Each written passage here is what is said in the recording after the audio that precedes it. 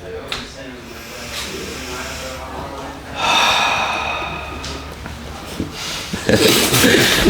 what's up? What's going on? This is Q Ortiz, and welcome to Transition Talk. Today we have special guests here. We got Brother Air right here, Professor Spira, practitioners of the Mucusless Diet Healing System by Professor Arnold Ehret. How y'all doing today? I'm fine, man. Thanks for asking. Yeah, doing good. You said doing good, what? So I'm fine. Thanks for asking. Of course, definitely. All right.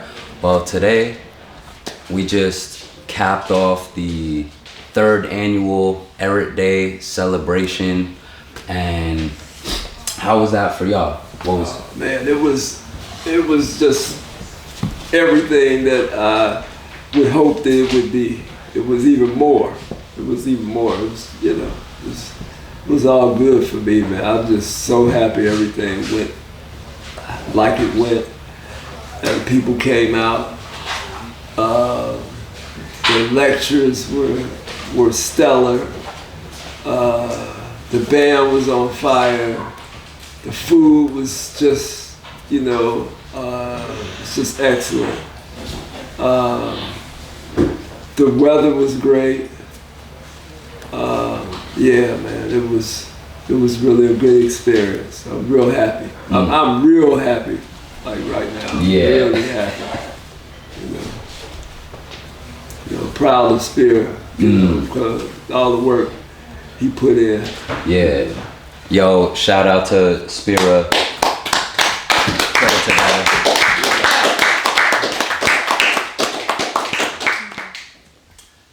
How was your feeling being the grinder behind this event?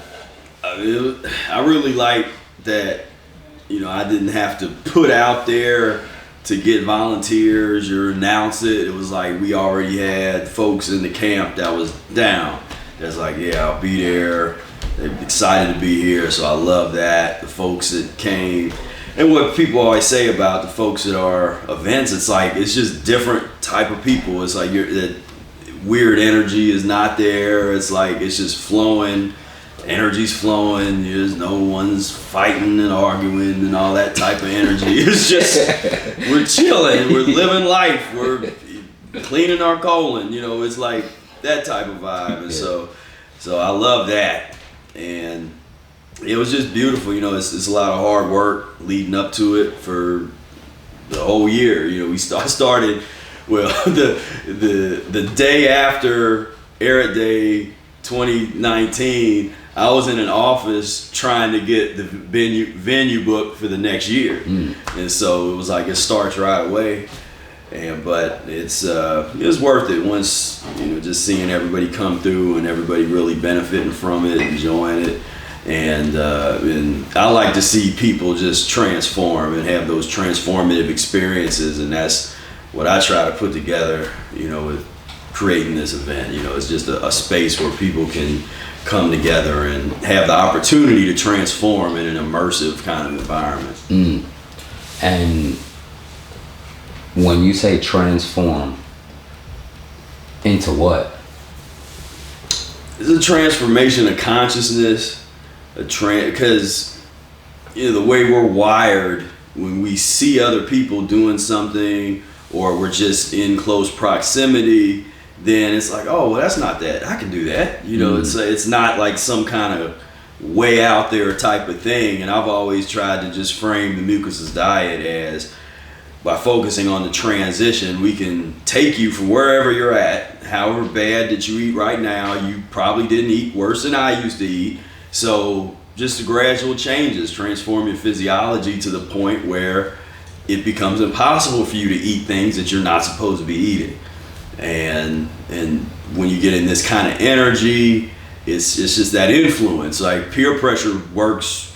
I mean, peer pressure can be a good thing or a bad thing. Peer pressure, just not pressure like we're on you, like, oh, you gotta eat this. It's just that the vibration is like, well, this is what we do.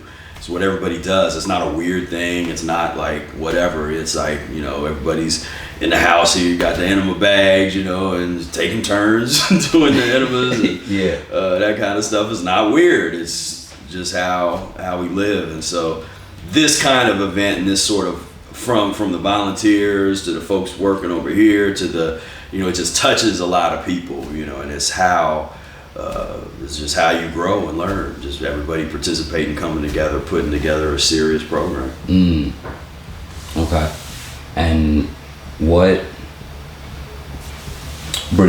challenges would you say that you came across in putting together this serious program? I mean, the challenges, it's like sort of time and money is like everybody's challenges. When we started, because the first event we did, the first annual, we did it was like 2 weeks notice on a shoestring budget in my backyard.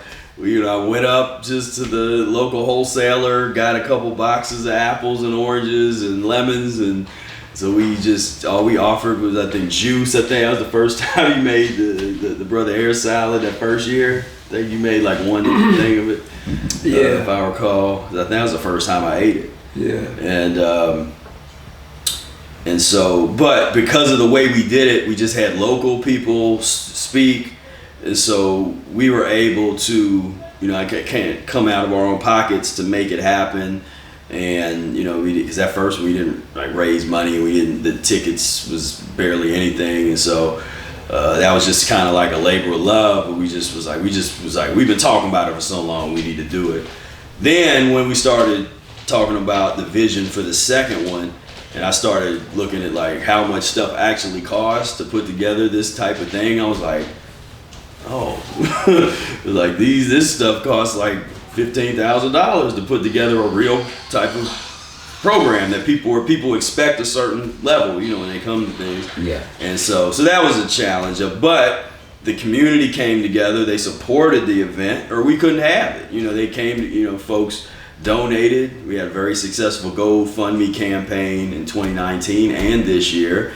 And then that plus, you know, anonymous supporters and the volunteers chipping in, people behind the scenes really working hard to help, you know, it makes it come together. And so, but without that, you know, it wouldn't, you know, we'd just be back in my backyard again, just having build a fire, just sit around and we'll talk for you know, because it's, it really takes everybody coming together to pull it off. All right.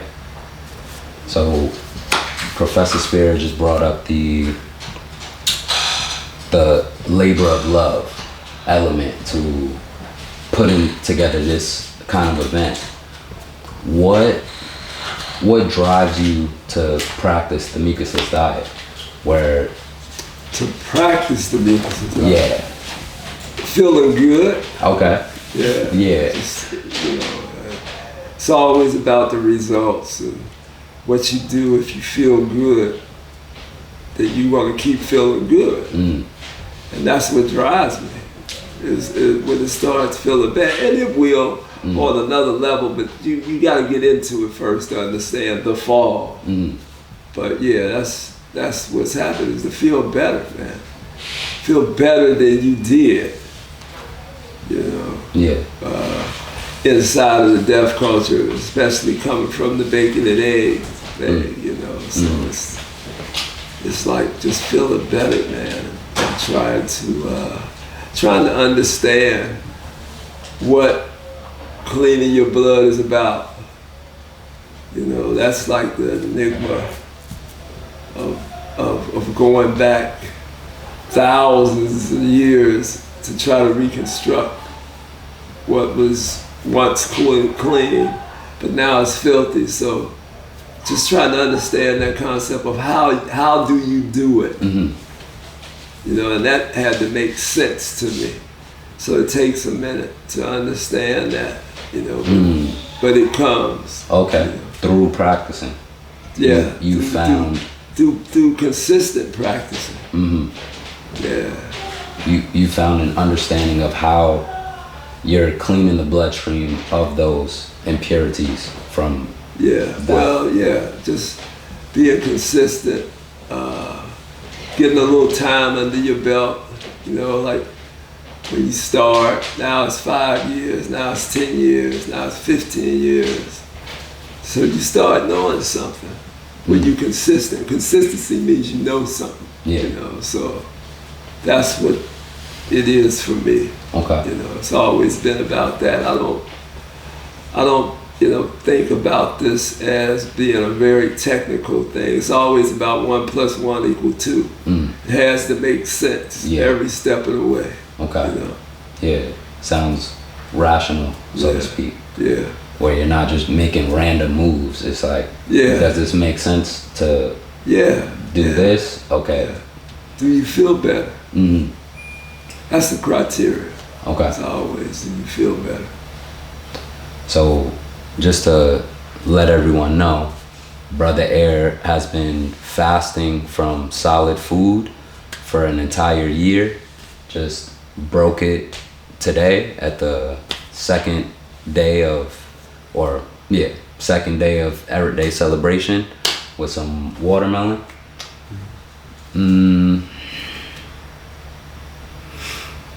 Yeah, how you feel about how do you feel about that accomplishment, and do you see it as an accomplishment?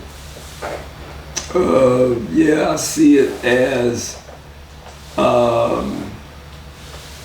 more research into cleaning your blood. You know, it's like we can take big steps, giant steps, just to see what they didn't tell you about how your body operates, because this is all about how your body operates. And so if you don't know how your body operates, you can be told anything. Yeah. So they're not going to tell you that, you can not eat for, you know, look, if everybody's eating and dying, then why don't we stop eating?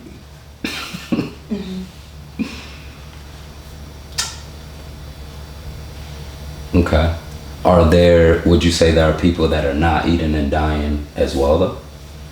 You say that or not? Are not eating and dying? Somewhere. Yeah. They ain't around us. they, you know, because I'm not going to take any credit for being that brilliant to think this stuff up on my own. Yeah. Somebody's doing this. I mean, it's just, you know, somebody's doing this. So, but that's the way you find them. They find you. Okay. So, When you talk about the not eating and not dying people, because then you ask people that are not eating but dying. Yeah. well, I mean, they're here. That's the not eating and but dying. you got to understand, why are they dying? You know, from our frame of reference, whole different reason. Yeah. So from the standardized thing, it's like, oh, they're starving and they didn't get enough nutrition and they died. We're like, no, please feed them, because the poisons in their system are loosening up. They're getting clogged up. They're not eliminating. Kidneys start to fail because it's just too toxic. If they were not as toxic, they could go a longer period of time without food. Yeah. But we're not advocates of any kind of starvation things or any kind of, nothing like that. I don't know nothing about that. No. But people think we do, because they're like, oh, you're fasting? Like, man, that's not what this is. You clean yourself up. And that whole concept of hunger is just totally different. You neutralize a lot of them acids that are totally unnecessary in your system. Then you're not having that sort of ravenous. It's just a total frame. We might use that word, but it doesn't relate to the way I used to use a word when I was eating everything under the sun. Now it's like, I'm hungry. I just want to cleanse a little bit. Just eat a salad or something. Just move some stuff. Yeah. It's different than I'm hungry every 2 hours, so let me go get a Big Mac. Definitely.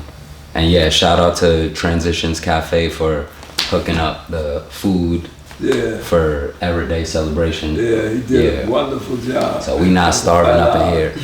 Yeah, Michael Fat Hour. Yeah, and Hang definitely hooked us up.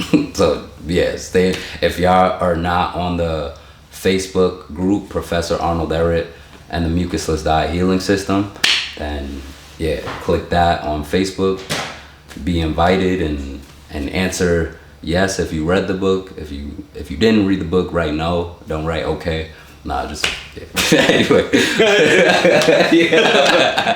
Okay. But yeah. So also, if you're not following Professor Spira on YouTube, click that.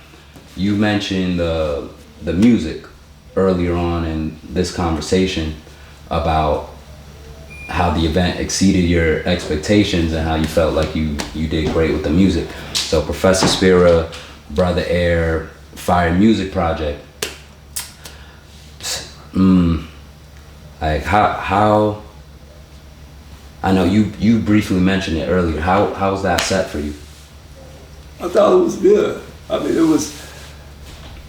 was one that we had been working at, like a real concert type of thing. So to pull it off like that was cool.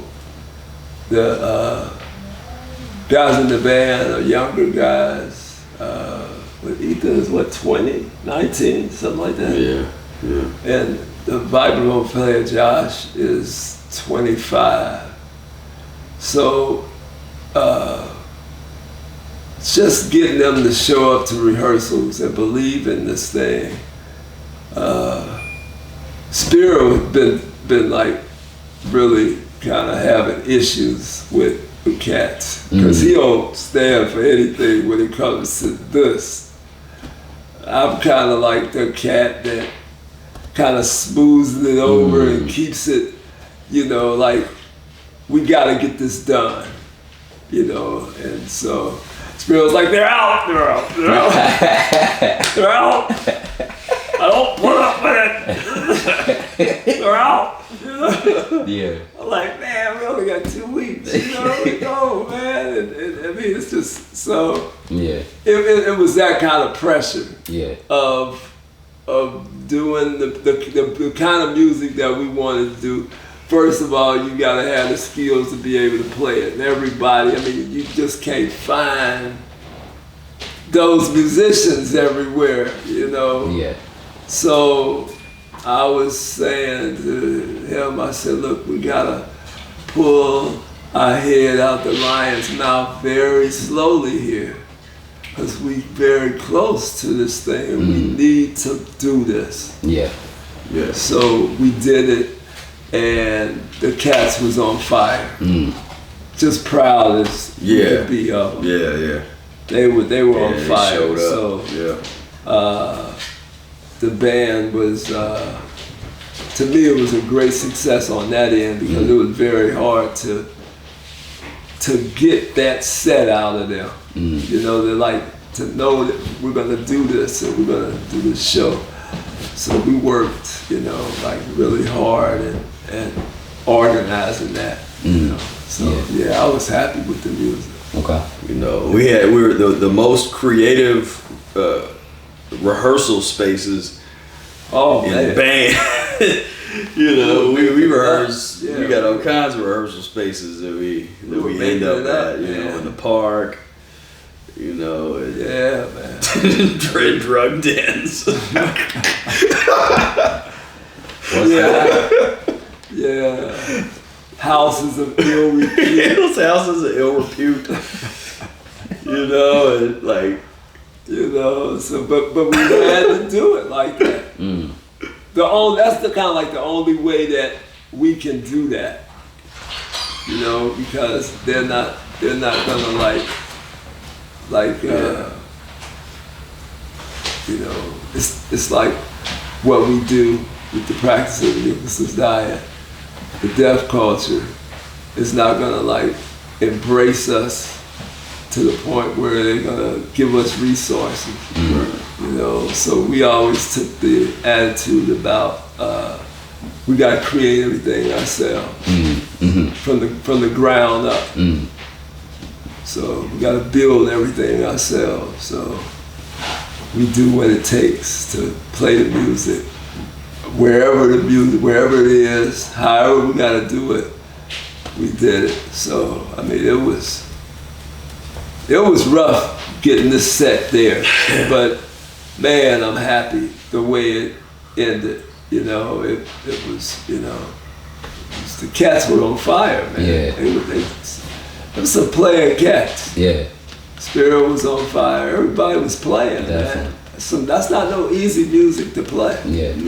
Renee too. Yeah. Oh, yeah. Well, she's in the band. You know, so yeah. That was that whole thing came out of the visual piece. You know, have her there for that visual. You know, you're gonna have to keep your eyes on cats. That's like boring. You know, to sit and watch some guys playing for an hour. Yeah. But now we got this visual thing. Definitely. All over, you know, and so, and she plays decent percussion, you know, and she sings. So, was that the triple threat? So she has that. So so yeah, man, it's hard to keep a band like that together though, you know, because everybody's after the musicians. So it's hard to schedule, you know, if you got something, you know. So, yeah. I got you.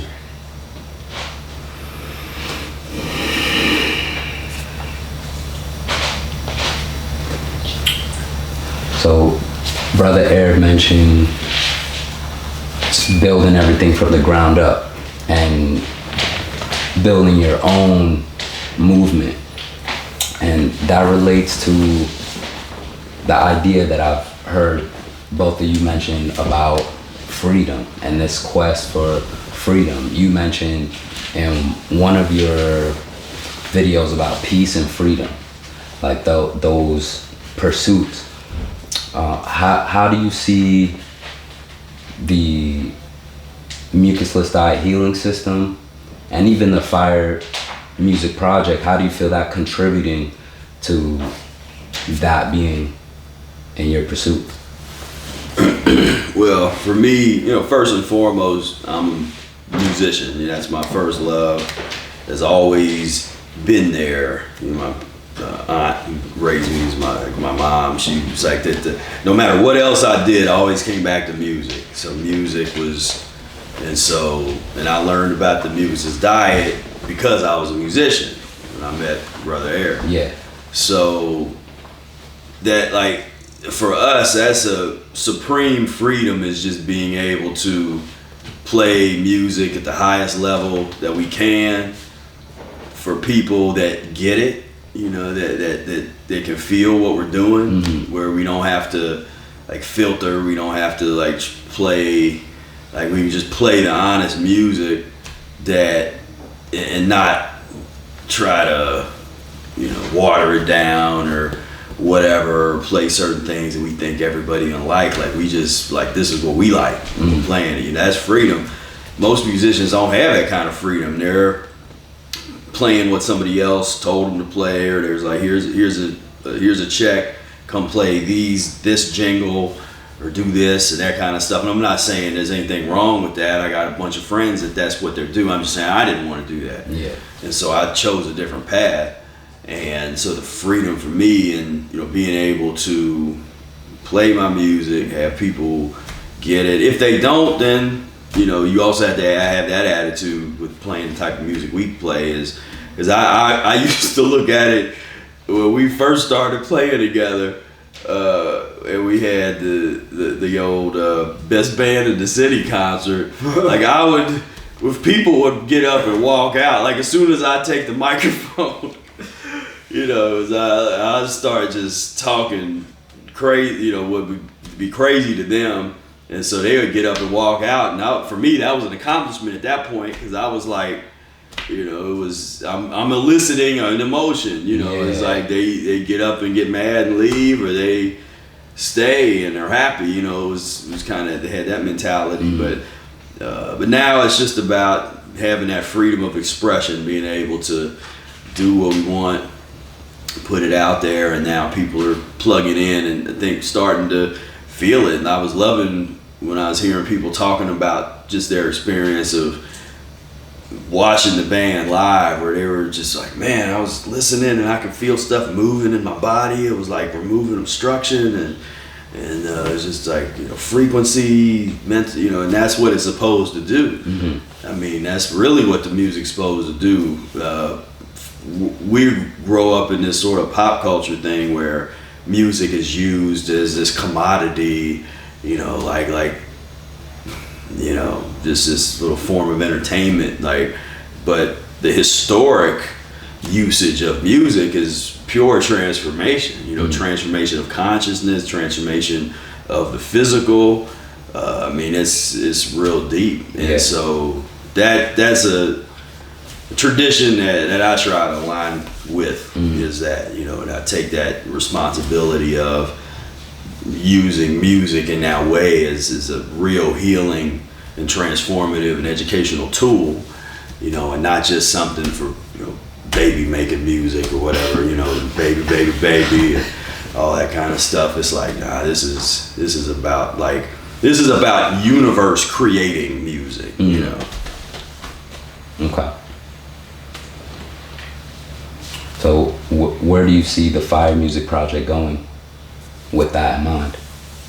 Man, we taking this thing, we gonna put this out here, and it's gonna be big, because we really, at this point, we're seeing a vision of being able to really combine the education about the Mucusless Diet Healing System along with the music, which was always what I wanted to try to do, but it was hard, to kind of figure this out, and we're gonna be doing something kind of new. That's a new kind of thing, but I'm just seeing something that I think could be successful, and so we're gonna roll with it. But because I think the economics of the music, that's not gonna work for us, the old model, because it's not working for anybody. I mean, it's not, but especially us, because if you're into jazz, you have some rock bands that can sort of do some of the old marketing ploys and have some success and stuff, but you just got to do something different. So we got some things, some plans of that's just different, that I think we're going to be able to really just educate, and like you trying to play music to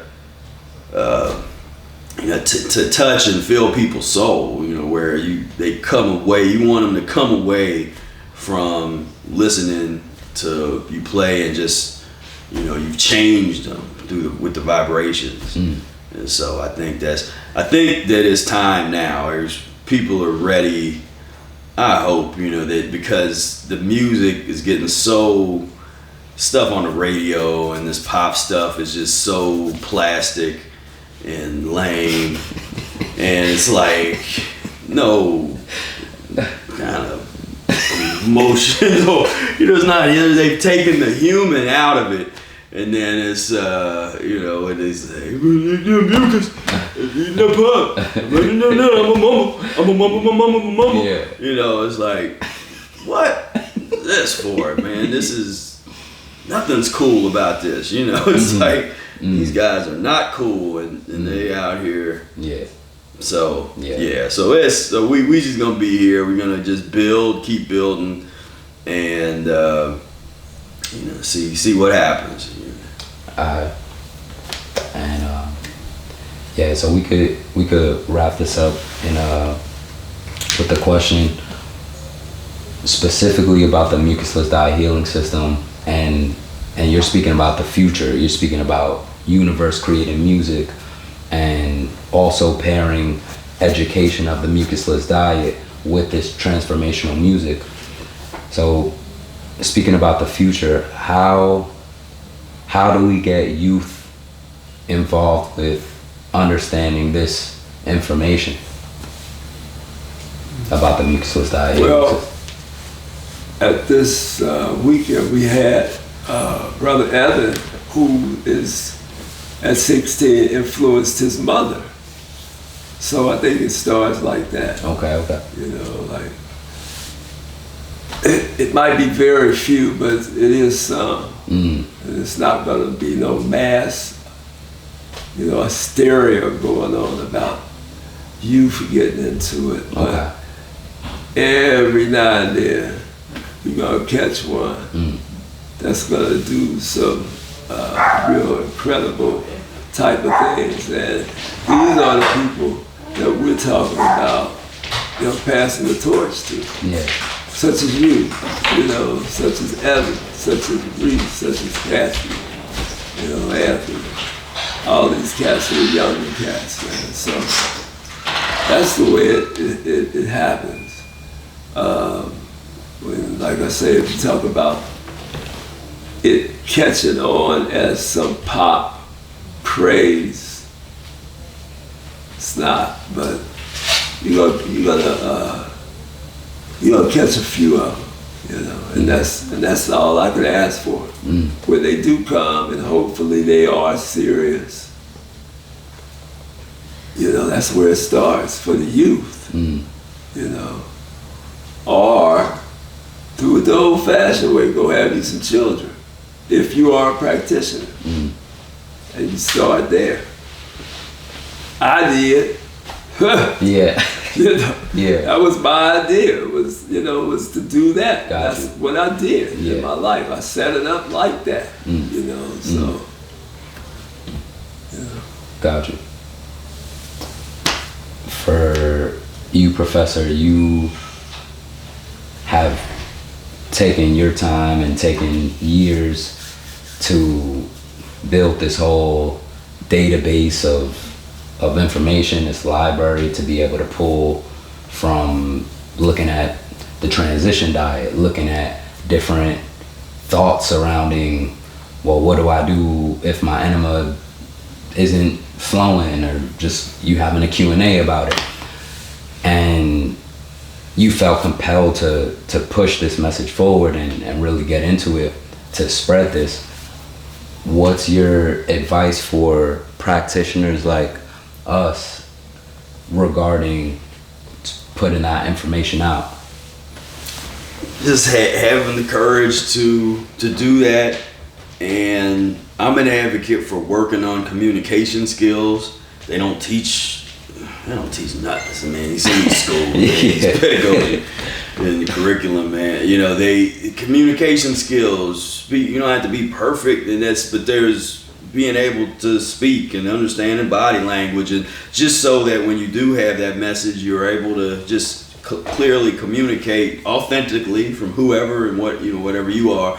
But it's something that you've addressed, because that's something that I see that folks that would help make it even go faster. We have folks if you're really serious about want to help people and have that be an educator on some level. You get your communication skills together. You get your the knowledge, the deep knowledge of the Mucusless diet, which is where I've tried to create tools to help people get to that. We're just meditating deeply on information and having those.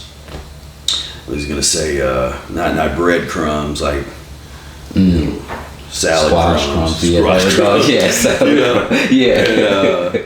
To be able to really gain a mastery of this information, because this isn't one of these things where you learn, because that's what I see in some of these other disciplines, or people will be into, like, for instance, like raw foodism or whatever. They'll be into it for a year, and then they're trying to be a coach and a guru and all, and I'm a YouTube influencer and that kind of stuff. And it's like, but I'm not seeing mastery even of whatever it is that they claim that they're into. And so I'm just an advocate for dig deep and study hard, get around the people that know what, that are into that, have a certain level of mastery. And I was always like with Brother Air and others, I just ask a lot of questions. I wasn't trying to tell them what I wouldn't even say what I was doing. Like they would have to ask me, like, so what have you been doing? You know, like, well, I've been fasting the past month. I didn't talk about what I did. I would ask a bunch of questions though, because I was just trying to learn. Like, I don't care what I just had to let go of that, like caring what anyone thought about what I was doing. I just was like, you know what, I'm doing this for me. I don't care what I'm trying to learn. But that was just an attitude, that I had to have. But as far as just to sum up, for people that want to get out there and influence others, and this is the first time I think I mentioned this like this, but I'm saying get your communication skills together. Like, look at that, and because that's gonna really help.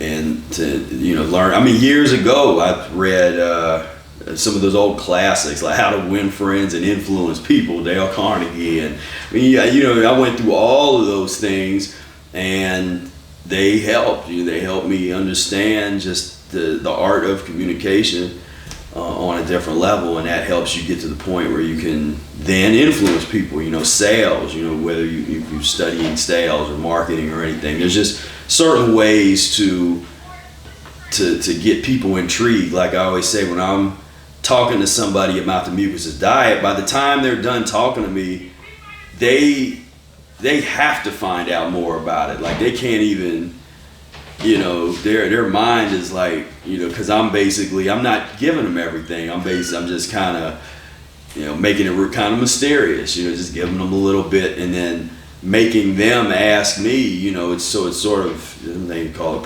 permission-based marketing. But you're asking, like, I don't know, is it all right if I share this with you? Because I don't know if you're ready for this. And they're like, well, yeah, you show. But if you come at them hard, like, this is what I'm doing, you need to do this. The world needs this. Like, you turn them off.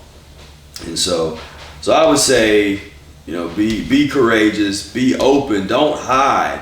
Don't hide what you're doing, but you don't have to tell them everything, every little detail. I always say, you drop the name of the diet. You talk a little bit about what you do, and then it's like, well, if you're really serious and you're interested, there's this book that you should read, and then refer them to the book. Yeah. And then you'll see if they're serious, because if they read the book and they come back, you'll know they read it by the way they come to you. You just know. Yeah. Like, you read that, didn't you? Yeah. You could tell it in their face before they even open their mouth.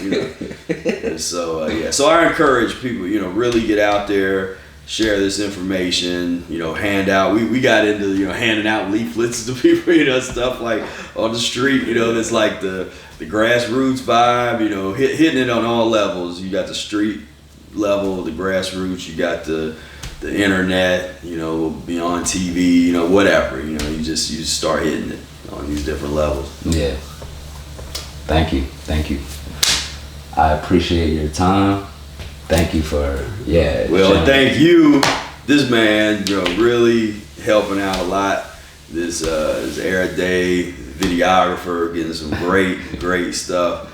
And so definitely, keep following him, checking him out, his YouTube channel, and Facebook and that kind of thing. This is a good cat right here. Thank you. Yeah. Thank you. And you mentioned getting a book. If you want to go to mucusfreelife.com, you could get yourself the Mucusless Diet Healing System by Professor Arnold Ehret, annotated, edited, and revised by Professor Spira, if you don't have that. So yeah. Thank you for watching. If you like this, click like. If you have any comments or have any questions, leave that below, and share this with peeps that you feel may be interested in this information. Permission based. Are they ready? Are you ready? And if you wanna continue to ride this vibe, click subscribe, and we could vibe. Peace out. Yeah. Peace. We got the live in studio and Airbnb.